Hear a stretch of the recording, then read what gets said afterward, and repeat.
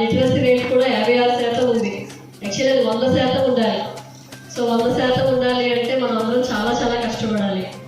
First ఇప్పుడు చూసుకుంటే ఆడపిల్ల పుట్టింది అనగానే పుడుతుంది అనగానే స్కాన్ చేయించి, బట్ స్టిల్ ఇంకా చాలా దగ్గర మనకి వార్తలు వినిపిస్తూ ఉన్నాయి. గర్ల్ చైల్డ్ లేకపోతే గర్ల్ ఫీటస్ ఉంది, అందుకే అవార్డ్ చేయించేసుకున్నారని చెప్పి అది చాలా చాలా సిగ్గుపడాల్సిన విషయం.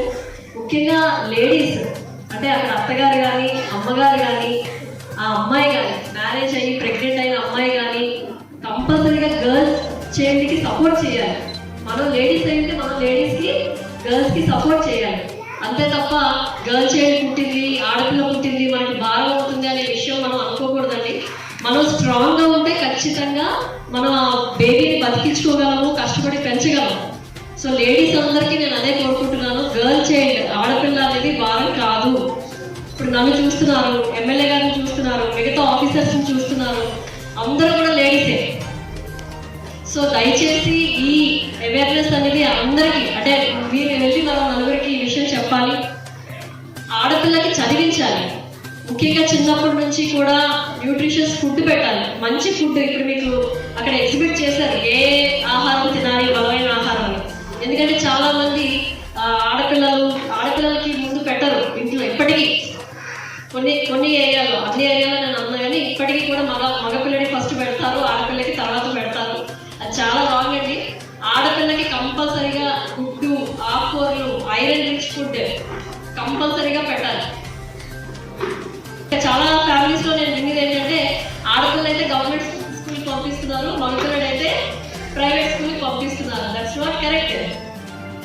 బట్ గవర్నమెంట్ స్కూల్లో చదివినా కూడా ఆడపిల్లలు చాలా మంచి పొజిషన్కి వెళ్ళిన వాళ్ళు ఉన్నారు. ఈక్వల్గా అంటే మగవాళ్ళతో ఈక్వల్గా పోటీ చేసి మంచి పొజిషన్కి, మనం అన్ని పొజిషన్స్లో లేడీస్ని చూస్తున్నాము. కాబట్టి దయచేసి ఆడపిల్ల మగపిల్ల వివక్ష చూపించొద్దండి ఇంట్లో కూడా. అండ్ ఆడపిల్ల చదువుకునే హక్కు ఇవ్వండి. అప్పుడు పెళ్లి చేసుకోవచ్చు, అది కూడా మంచి వాళ్ళ లేదా చూసి పెళ్లి చేసుకోవాలి, లేకపోతే మళ్ళీ అది కూడా అయిపోతాయి. కాబట్టి సో ఆ హక్కు పిల్లలకి ఇవ్వాలండి. చూస్ చేసుకునే హక్కు ఇవ్వాలి, చదువుకునే హక్కు ఇవ్వాలి.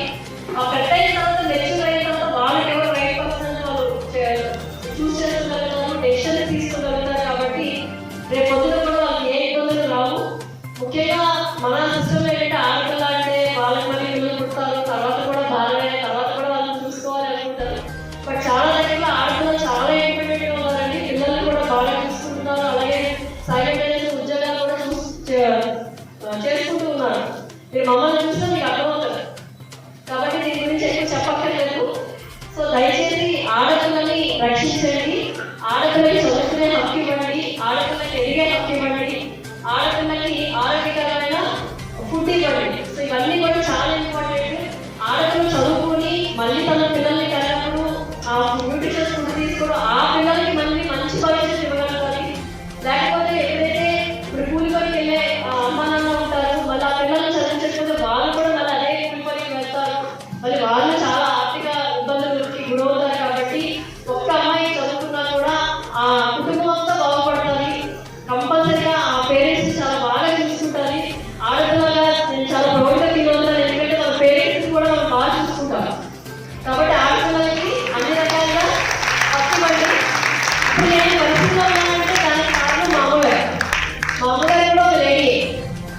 సో మా అమ్మమ్మ గారు కూడా ఒక లేడీ. మా అమ్మగారిని బిఏ వరకు చదివించారు, ఈమె మన ఇంతవరకు చదివించారు. ఆ లేడీస్ అయితేనే మనం ఒక డెసిషన్ తీసుకుంటే కూడా కంపల్సరీగా అక్కడ ఇంట్లో ఉండే మగవాళ్ళు సపోర్ట్ చేస్తారండి. కాకపోతే మనం స్ట్రాంగ్